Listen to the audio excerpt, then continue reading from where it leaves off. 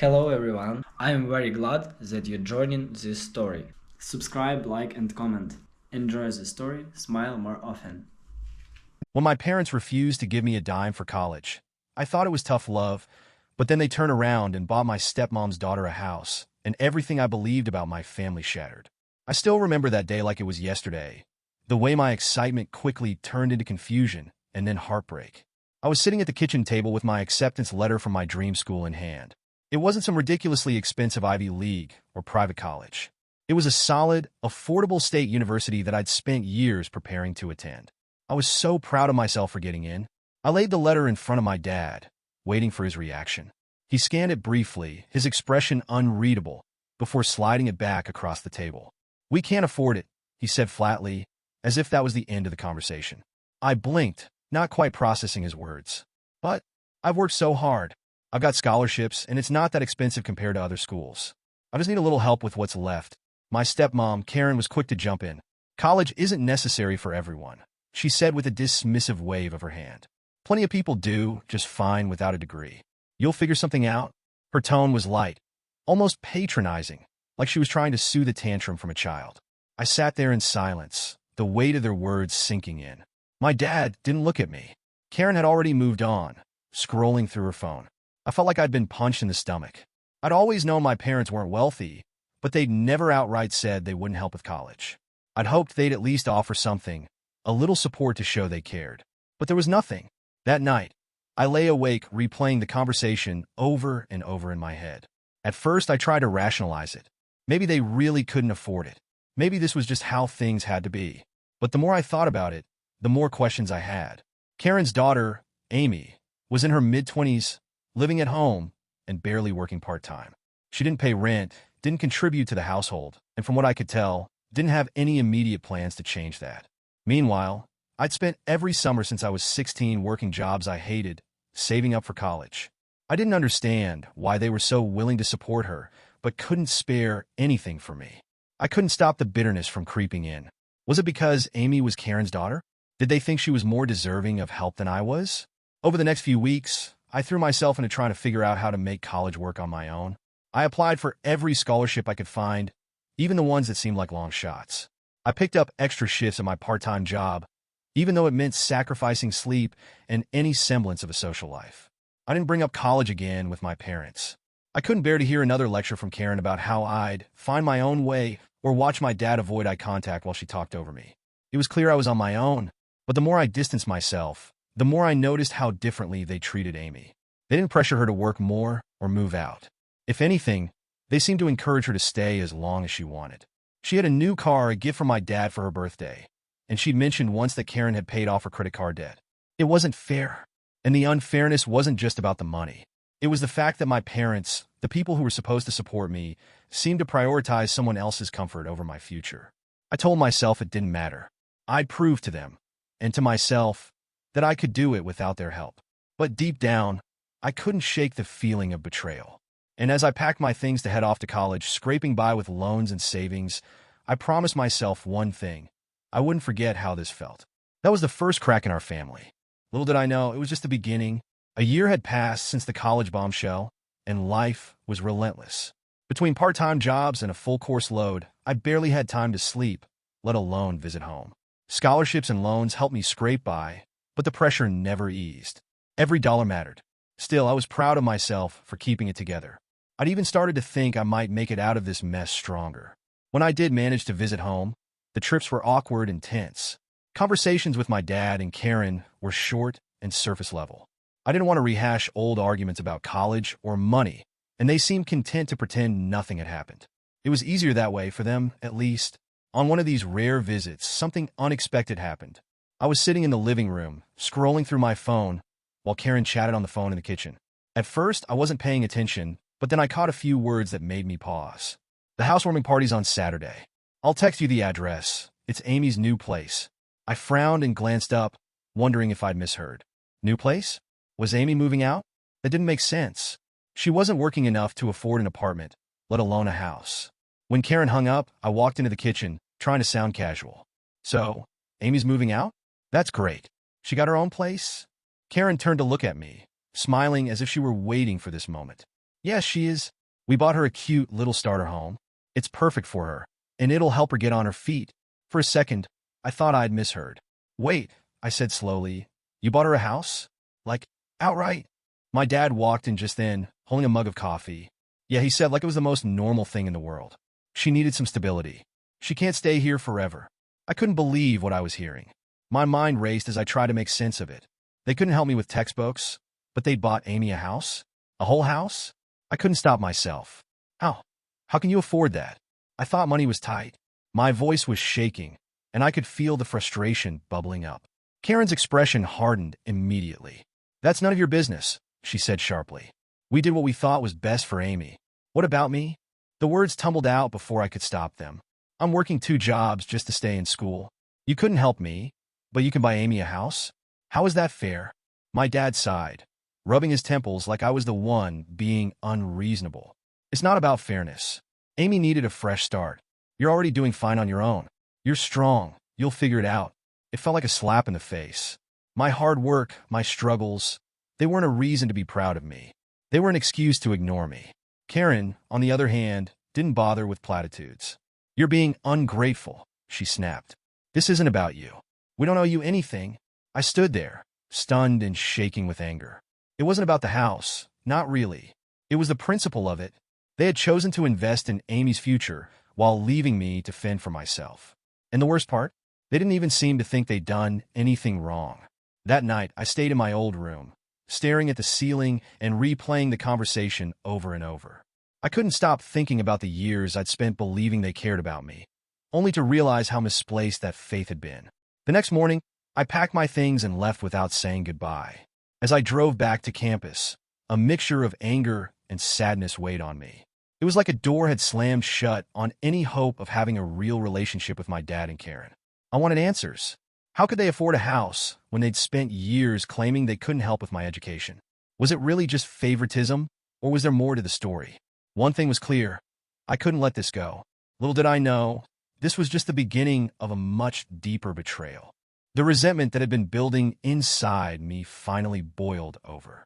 A few days after learning about Amy's house, I decided I couldn't just let it slide. I called my dad and told him we needed to talk. I wasn't going to sit back and let them pretend everything was fine. When I arrived at their house, the tension was immediate. Karen barely glanced at me as she passed through the living room, and my dad looked like he'd rather be anywhere else. I could tell they already knew what this conversation was going to be about. I didn't waste time. I need to understand something, I began, trying to keep my voice steady. How is it that you couldn't help me with college, but you could buy Amy a house? She's not even working full-time. How is that fair? My dad sighed and leaned back in his chair, rubbing the bridge of his nose. It's not about fairness, he said, echoing the same line he'd used before. Amy needed stability. She needed help to get on her feet. And I didn't? I shot back, my voice rising. I'm barely getting by, working 2 jobs just to stay in school. I've never asked for anything more than the basics, but when I needed you the most, you told me you couldn't help. Now you're telling me you had the money all along? Karen stepped in before my dad could respond, her tone sharp. You're being selfish, she said. We did what we thought was best for Amy. You're already doing fine on your own. You don't need us to hold your hand. Her words hit like a punch to the gut. Selfish. I repeated, incredulous. You're calling me selfish? I've been working since I was 16, saving every penny for college, while Amy's been sitting at home doing nothing. And I'm the selfish one. Karen's face twisted in irritation. Don't talk about her like that. She's been through a lot. What exactly has she been through? I demanded, because from where I'm standing, she's had everything handed to her, while I've had to fight for everything I have. The argument escalated quickly from there. My dad tried to play peacemaker, but his attempts were half-hearted at best. Let's not turn this into a competition, he said, as if that wasn't exactly what it felt like. Oh, it's not a competition, I snapped. Because if it were, Amy would win by default. You've made that perfectly clear. At one point, Karen crossed her arms and said, This is exactly why we didn't want to help you. You're ungrateful. No matter what we do, it's never enough for you. I felt my blood boil. Ungrateful, I said, my voice shaking with anger. What exactly am I supposed to be grateful for? Being ignored? Being told to figure it out on my own while you hand everything to Amy? You're right. If that's your idea of help, I don't want it. The argument ended with me storming out, slamming the door behind me. I drove back to campus in a haze, my hands gripping the steering wheel so tightly my knuckles turned white. I couldn't believe what had just happened. The people who were supposed to support me, my own family, had made it abundantly clear where I stood in their priorities. After that, I couldn't bring myself to reach out to them. Every time I thought about calling, the memory of that argument came rushing back, and the anger would flare up all over again. I started to avoid going home altogether. If they wanted to prioritize Amy, fine. I wouldn't fight for a spot in a family that didn't want me. But the distance didn't make it hurt any less. Every time I struggled to pay rent or wondered how I was going to afford my next semester, I thought about Amy relaxing in her new house.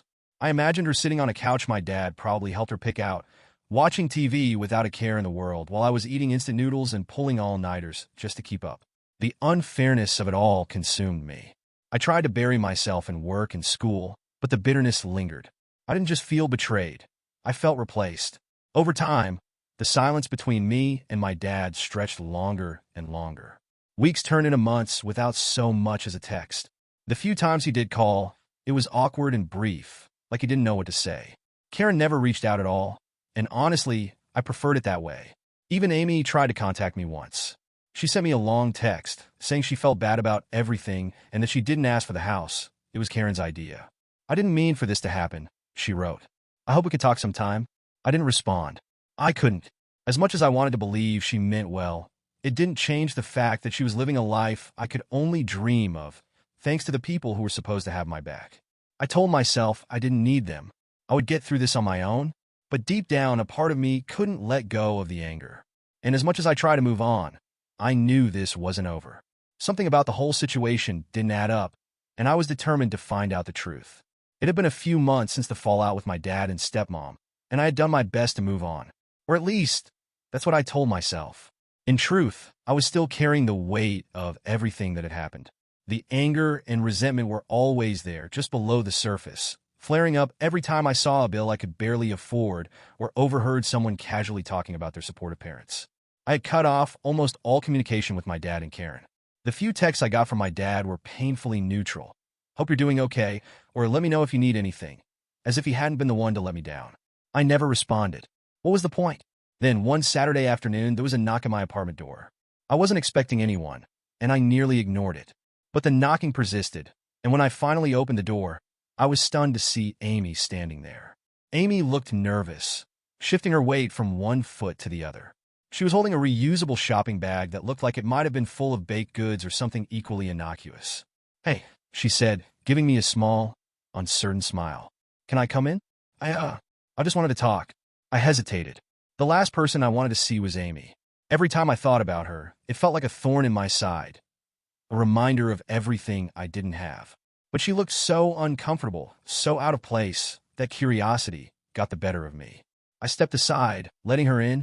She perched on the edge of my couch, clutching the bag in her lap like a lifeline. For a moment, neither of us spoke.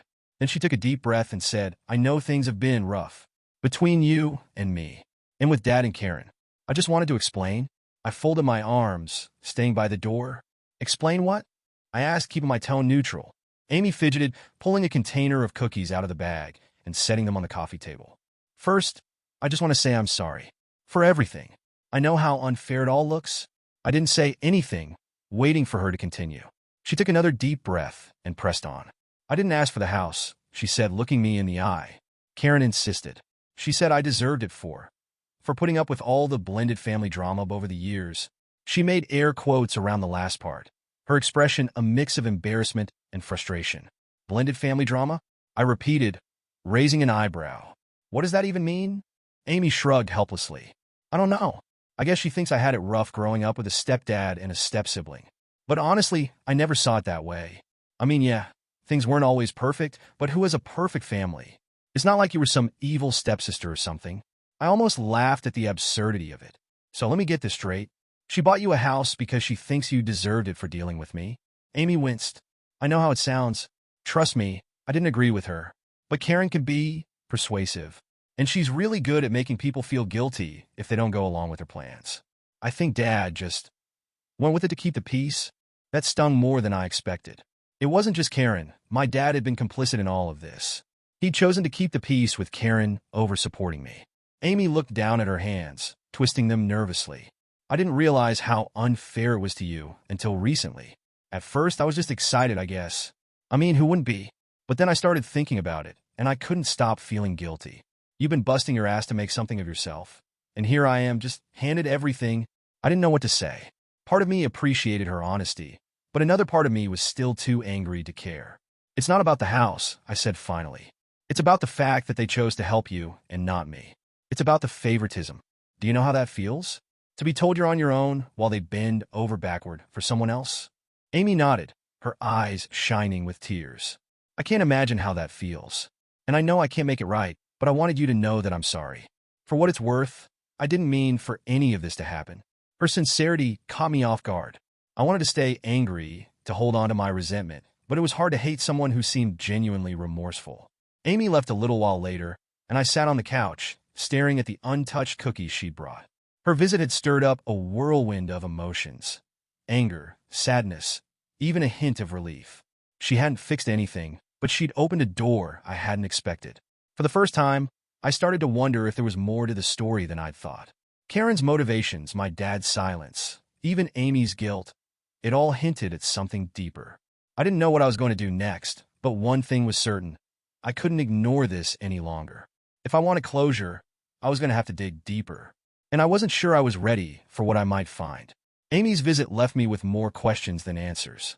Her apology felt genuine, but it didn't change the fact that my dad and Karen had clearly chosen her over me.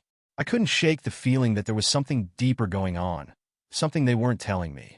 The house, the sudden shift in their finances, the excuses about fairness. It all felt too convenient. I decided I needed to get to the bottom of it. For months, I'd accepted their narrative at face value.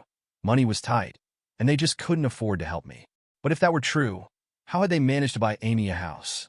It wasn't adding up, and I couldn't ignore the nagging feeling that there was more to the story. The first step was trying to figure out where the money had come from. My dad wasn't exactly rolling in cash. He worked a steady middle-class job, and while it kept the lights on, it wasn't enough to justify splurging on a whole house for Amy. And Karen didn't work at all. She'd been a stay-at-home stepmom since she and my dad got married. I started asking around, trying to get a better picture of their finances. I didn't want to go straight to my dad just yet. I wasn't ready for another explosive confrontation. Instead, I reached out to my aunt, my dad's younger sister. She'd always been the one family member who seemed to understand me. Over coffee one weekend, I brought it up as casually as I could. Do you know how Dad and Karen managed to buy Amy that house? I asked, keeping my tone light. I mean, it's great for her, but I thought they were struggling financially. My aunt hesitated, stirring her coffee a little too long. I'm not sure it's my place to say, she said finally. But let's just say things might not be exactly as they seem. I frowned. What do you mean? She sighed, clearly uncomfortable. Look, I don't want to cause trouble, but your dad came into some money recently. He didn't tell me much, just that it was from a relative who passed away. It's possible they used that for the house. Her words hit me like a ton of bricks. An inheritance? My dad had never mentioned anything about inheriting money. If it was true, it explained a lot, but it also raised even more questions. Why didn't he tell me? I asked, my voice rising despite myself. My aunt shook her head. I don't know. Maybe he didn't want to make things complicated. Or maybe Karen had something to do with it. She's pretty persuasive, you know. I could hear the hesitation in her voice, like she didn't want to speak ill of Karen, but couldn't help herself. I pressed her further, but she clammed up, clearly uncomfortable. I think you should talk to your dad, she said, effectively ending the conversation. I left that coffee date feeling more confused than ever. If my dad had inherited money, why hadn't he used any of it to help me with college? Why had he chosen to invest it all in Amy instead? The more I thought about it, the angrier I became. This wasn't just about the money anymore. It was about trust, about priorities, about what it meant to be a family. I couldn't wrap my head around how my dad could justify keeping something like this from me, especially when he knew how much I was struggling. By the time I made it back to my apartment, I'd made up my mind. I needed answers, and I wasn't going to stop until I got them. That evening, I called my dad. My heart was pounding as I listened to the phone ring, but I tried to keep my voice steady when he picked up. Hey, I said, can we talk? I've got some questions, and I think you owe me a few answers. There was a pause on the other end of the line before he said, of course. What's on your mind? I could hear Karen in the background, her voice muffled but unmistakable. I almost hung up right then and there, but I forced myself to stay calm. Can we meet in person? I asked. Just the two of us? He hesitated, and I could practically hear Karen asking him what was going on. Finally, he said, okay, let's meet tomorrow. Coffee shop near your campus? The next day, I sat in a small booth at the coffee shop, my hands wrapped around a mug of lukewarm coffee. My dad walked in a few minutes late, looking tired and slightly on edge. He slid into the seat across from me, offering a small, forced smile. So, he said, what's this about? I didn't mince words. Aunt Linda told me about the inheritance, I said, watching his reaction carefully. Why didn't you tell me about it? His face paled, and for a moment, he didn't say anything.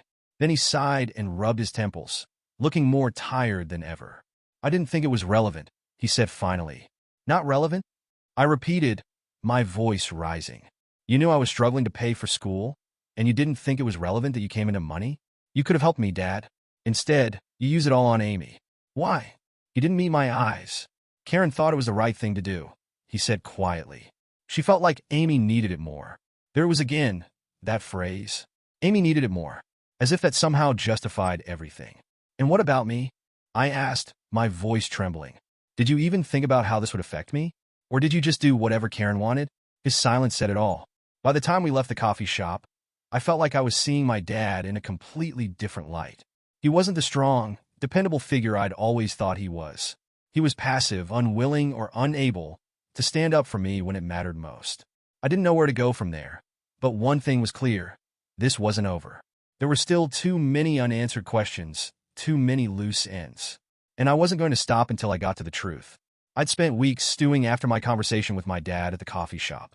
His weak explanations and evasive answers only confirmed what I'd feared all along. Karen was pulling the strings, and he was just along for the ride. But that wasn't enough for me. I needed to hear the truth directly from both of them. No more dodging or excuses. So, the next time I had a break from school, I made the drive to their house. I didn't bother calling ahead.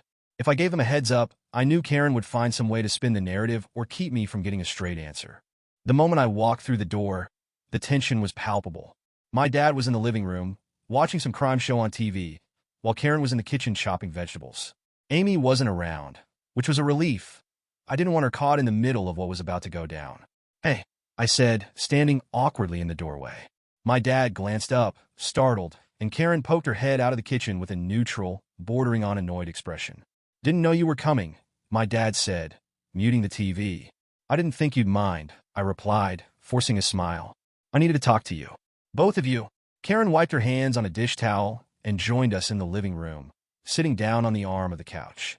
She looked perfectly composed, like she was preparing to handle a minor inconvenience rather than the emotional hurricane I was about to unleash.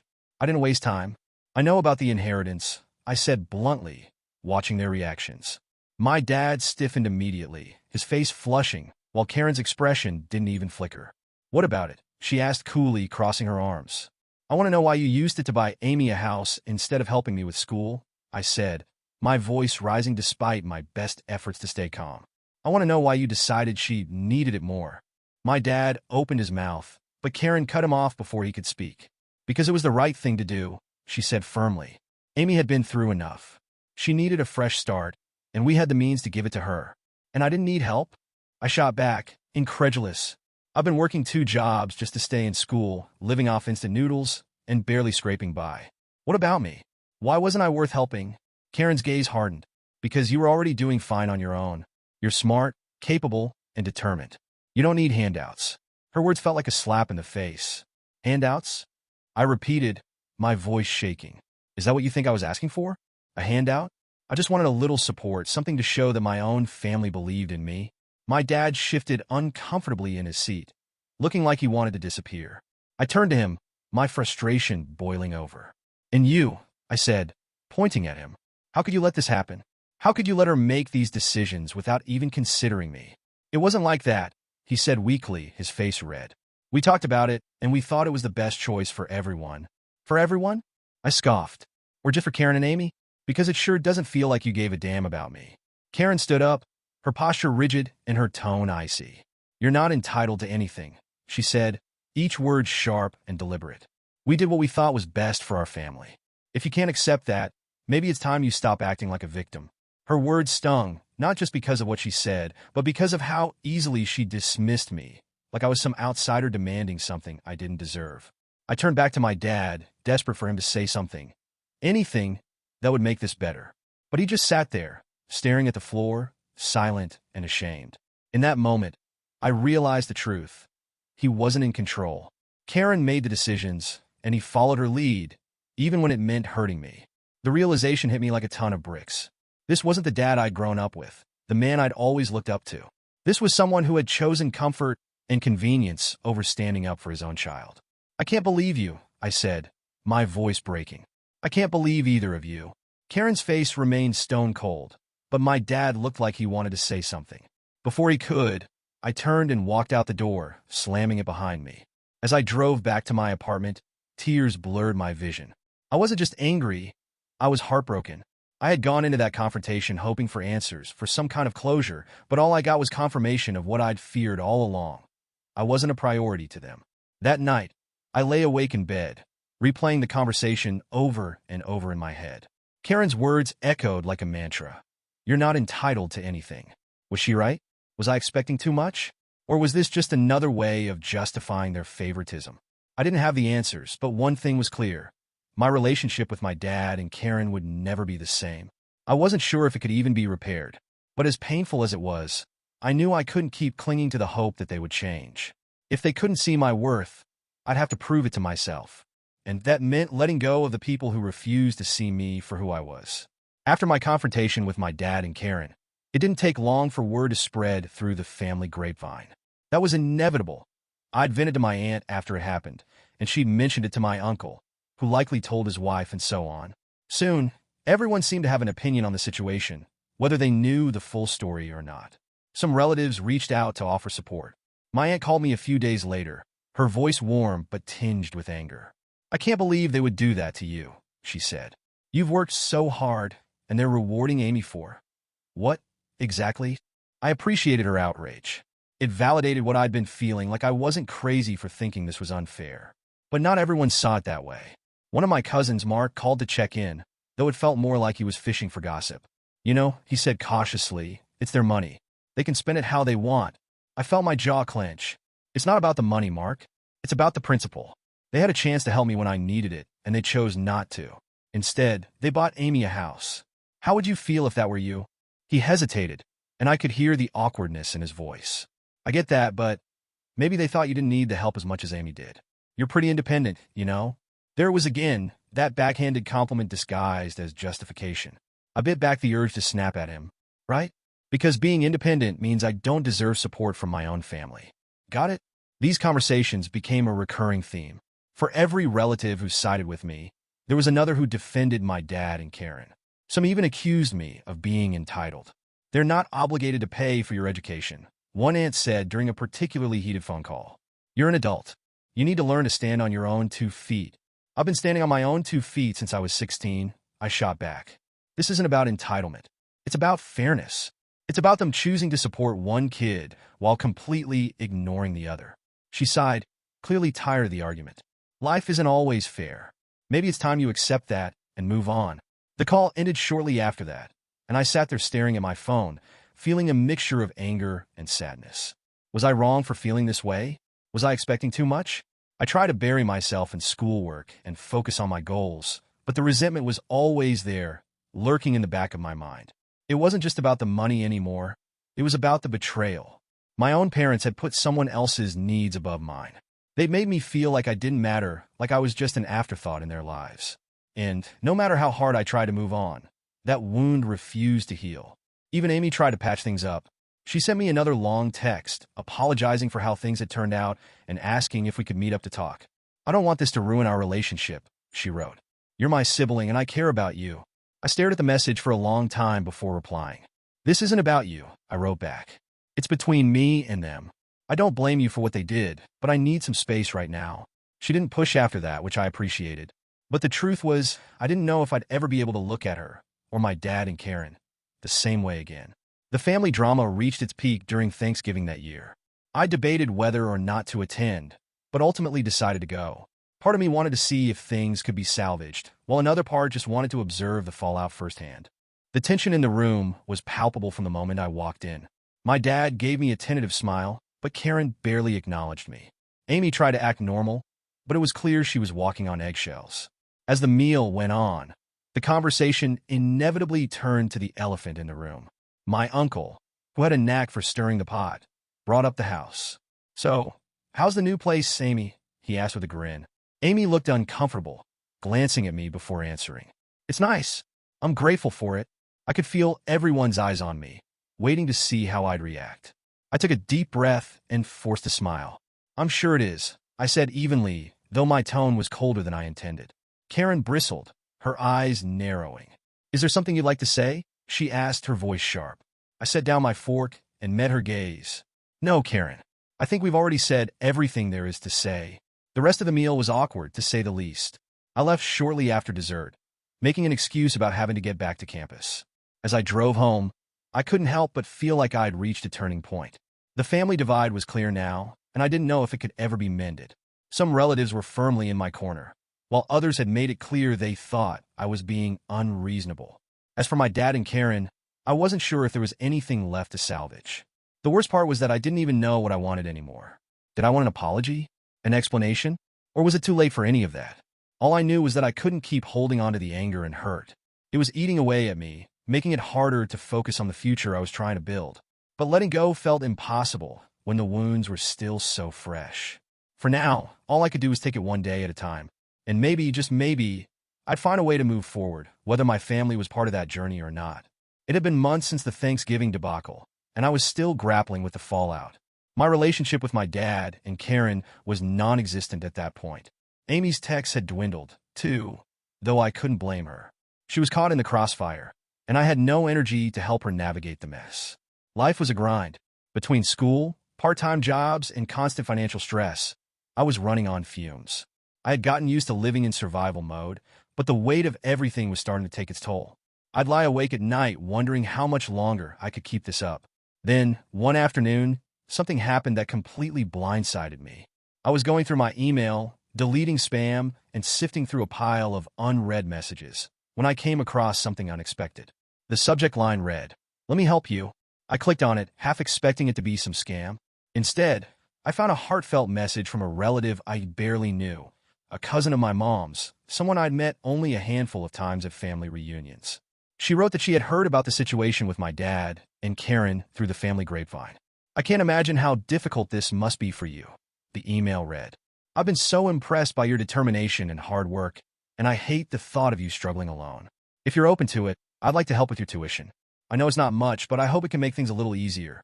I stared at the screen, stunned. My initial reaction was skepticism. Why would someone who barely knew me want to help? Was this some kind of pity offer? But as I read the email again, I realized how genuine it was. She wasn't pitying me. She was reaching out because she believed in me. Still, I hesitated. Accepting money from family felt complicated, especially after everything that had happened. I didn't want to seem ungrateful, but I also didn't want to feel like I owed anyone anything. I spent the next few days drafting and deleting responses. I wanted to say yes, but my pride kept getting in the way. Finally, after some encouragement from a friend, I wrote back. "Thank you so much for your kind offer," I began. "I can't tell you how much it means to me that you'd even consider helping. If you're sure it's something you want to do, I'd be incredibly grateful. Please let me know how you'd like to proceed." Her response came quickly, and before I knew it, she had wired money directly to my school's account to cover a significant chunk of my tuition. It was enough to ease the financial burden that had been crushing me for years. For the first time in what felt like forever, I could breathe. I no longer had to work 2 jobs just to keep up with expenses. I could finally focus on my studies without constantly worrying about money. The relief was overwhelming. I found myself tearing up in the middle of a quiet library study session, overwhelmed by gratitude. Someone believed in me enough to invest in my future. After everything I'd been through, it was a feeling I hadn't realized I'd been craving. This unexpected support became a turning point for me. It wasn't just about the money, it was about what it represented. For the first time, I felt like someone truly had my back. It reminded me that family wasn't always about blood or proximity. Sometimes, the people who care the most are the ones you least expect. With that support came a renewed sense of purpose. I threw myself into my studies with everything I had. My grades improved, and I started to feel more confident about my future. I even applied for internships in my field, something I hadn't dared to do before because I couldn't afford to take time away from work. Of course, the bitterness toward my dad and Karen didn't disappear overnight. Every time I thought about their betrayal, The anger flared up all over again. But instead of letting it consume me, I channeled that energy into proving them wrong. The newfound stability allowed me to start dreaming again. I began to picture the life I wanted for myself, a life where I wasn't constantly struggling or worrying about whether I was good enough. One evening, I wrote a long thank you letter to my cousin. I poured my heart into it, telling her how much her support had meant to me and how it had changed my life. "I'll never forget what you did for me," I wrote. "You reminded me that there's kindness in the world, even when it feels like everything is falling apart. I hope I can pay it forward one day." When I hit send, I felt a strange sense of closure. The anger I had carried for so long began to loosen its grip on me. I realized I didn't need my dad or Karen's validation anymore. I was building something for myself, and that was enough. The journey wasn't over, and I still had a long way to go. But for the first time in years, I felt like I had a fighting chance. And that made all the difference. Graduation day was a surreal moment for me. After years of relentless hard work, late nights, and constant self-doubt, I had finally made it. My cap and gown felt heavier than they should, weighted down by the memories of everything I had to overcome to get here. As I walked across the stage to accept my diploma, I didn't look out into the audience. I already knew my dad and Karen wouldn't be there. They hadn't even asked about the ceremony. Amy had sent a polite "congrats on graduating" text earlier that morning, but that was the extent of their acknowledgement. And yet, I didn't feel as empty as I thought I would. My cousin, the one who had stepped in when I needed help the most, was there, cheering louder than anyone. A few close friends sat beside her, waving and hollering like I was a rock star. For the first time in years, I felt like I had my own little tribe, people who truly cared about me and celebrated my wins as if they were their own. Life after college was a whirlwind. With my degree in hand and a few internships under my belt, I landed a job at a company I genuinely loved. It wasn't glamorous, but it paid well enough, and more importantly, it gave me a sense of stability I hadn't felt in years. I threw myself into my work, channeling the same determination that had carried me through school. Each paycheck felt like a victory, a tangible reminder that I could build a life for myself without anyone's help. Still, there were moments when the past crept back in. I'd find myself wondering why my dad and Karen had made the choices they did, why they had decided Amy's comfort was more important than my future. But each time those thoughts surfaced, I reminded myself of the boundaries I had set. The first boundary was the hardest. I stopped trying to fix my relationship with my parents. For years, I had been the one to reach out, to mend fences, to smooth over conflicts. But after everything that had happened, I realized I couldn't keep pouring energy into people who didn't reciprocate. I stopped calling my dad and Karen, stopped sending polite holiday texts, stopped trying to arrange visits. At first, the silence felt like a gaping wound, but over time, it became a source of peace. Without their constant presence, I could finally focus on myself and the people who truly supported me. My cousin became a central figure in my life, almost like the mother I'd lost years ago. We'd meet for coffee regularly, and she never failed to remind me how proud she was of everything I'd accomplished. Her kindness and belief in me were a lifeline, a reminder that family could still be a source of love, even if it wasn't the family I had originally hoped for. Amy also reached out occasionally, though our relationship remained distant. She apologized again for the house situation, and while I appreciated her honesty, I made it clear that my issues weren't with her. They were with our parents. "I don't blame you," I told her during one of our rare phone calls. "But I need time to figure out how I feel about everything. It's not something I can fix overnight." She seemed to understand, and after that, she gave me space. It was a relief to know she wasn't pushing for a closeness I wasn't ready to offer. Over the next few years, I slowly built a life I was proud of. I moved into a cozy apartment, decorated it with thrift store finds and hand-me-downs, and turned it into a space that felt entirely mine.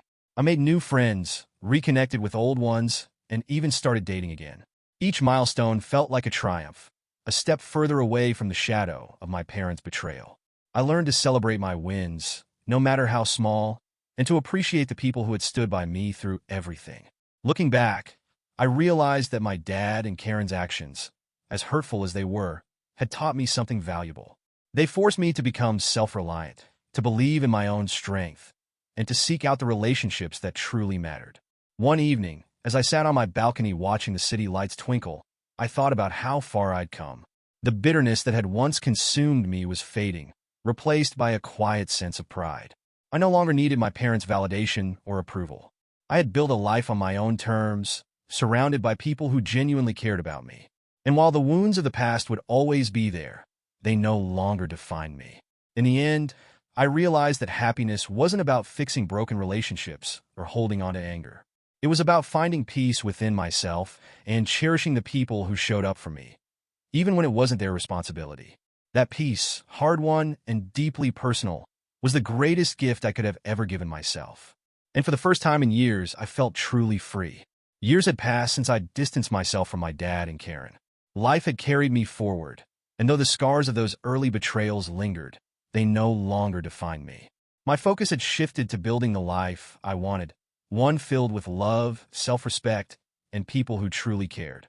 One day, out of the blue, my phone buzzed with a call from Amy. It had been months since I'd last heard from her, and even longer since we'd had a real conversation. I almost let it go to voicemail, but curiosity got the better of me. "Hey, Amy," I said, trying to sound casual. "Hey," she replied, her voice hesitant. "I know it's been a while. I wanted to tell you something." Her tone immediately put me on edge. Amy wasn't the type to call for no reason, and her nervousness hinted at something significant. "What's going on?" I asked, bracing myself. She took a deep breath before speaking. "I sold the house," she said finally. "I'm moving to the other side of the country. I needed a fresh start." I was stunned. "You sold the house? Why?" "It never felt right," she admitted, her voice soft. "From the moment Karen handed me the keys, it felt like it wasn't really mine. I kept thinking about you and how unfair the whole situation was.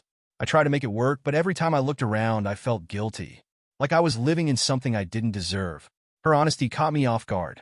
For so long, I'd harbored resentment toward Amy, even though I knew deep down she hadn't been the one to orchestrate the betrayal. Hearing her acknowledge the unfairness of it all was both validating and unsettling. "I don't blame you for what happened," I said after a long pause. "I never really did, but it's good to know you understand how hard it was for me." "I do," she said quietly. "And I wish things had been different. I wish Karen hadn't put us in that position. I wish Dad had spoken up.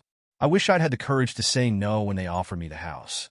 Her words hung heavy in the air, and I could feel the weight of her regret. But before I could respond, she dropped another bombshell. "Dad regrets it too," she said, her voice barely above a whisper. "He's too ashamed to tell you, but he talks about it sometimes. How he should have done more for you. How he let Karen push him into decisions he didn't agree with." Hearing those like a punch to the gut. For years, I told myself that my dad didn't care, that he had chosen Karen and Amy over me without a second thought. But now, Amy was telling me he regretted all of it. I didn't know how to feel. Part of me wanted to reach out to him, to offer some kind of olive branch. But another part of me couldn't forget the pain he'd caused, the years of silence and neglect. "I don't know what to say," I admitted. "You don't have to say anything," Amy replied. "I just thought you should know. He's not the same person he was back then. None of us are." We talked for a little while longer, catching up on the small details of our lives. Amy seemed genuinely happy about her decision to start fresh, and I wished her well. When we hung up, I sat in silence for a long time, replaying her words in my head. That night, I lay in bed, staring at the ceiling, thinking about my dad. Could I forgive him? Did I even want to? I wasn't sure. Forgiveness felt like an enormous weight, one I wasn't sure I was ready to carry. But as I thought about it more, I realized that forgiveness wasn't really about him. It wasn't about letting him off the hook or pretending everything was fine. It was about freeing myself from the anger and resentment I'd carried for so long. By holding on to the pain, I'd given it power over me. It had shaped my relationships, my choices, even my sense of self-worth. Letting it go didn't mean forgetting what happened or excusing it. It meant choosing to move forward without it. In the end, I decided not to reach out to my dad. Not because I hated him, but because I didn't need anything from him anymore. I had built a life I was proud of, and I didn't want to reopen old wounds. Instead, I chose to let go quietly, in my own way. I stopped replaying the arguments and betrayals in my head. I stopped waiting for an apology that might never come. I stopped expecting closure from people who couldn't give it to me. Some things don't need closure. They just need distance. As the years went on, I found peace in the life I had created for myself. The hurt didn't disappear entirely, but it became a part of my story rather than the whole narrative. And for the first time, I felt like I was truly free, not just from my parents' mistakes, but from the weight of my own anger. In letting go, I had found something I never expected, a sense of liberation. And that, more than anything else, was the closure I needed.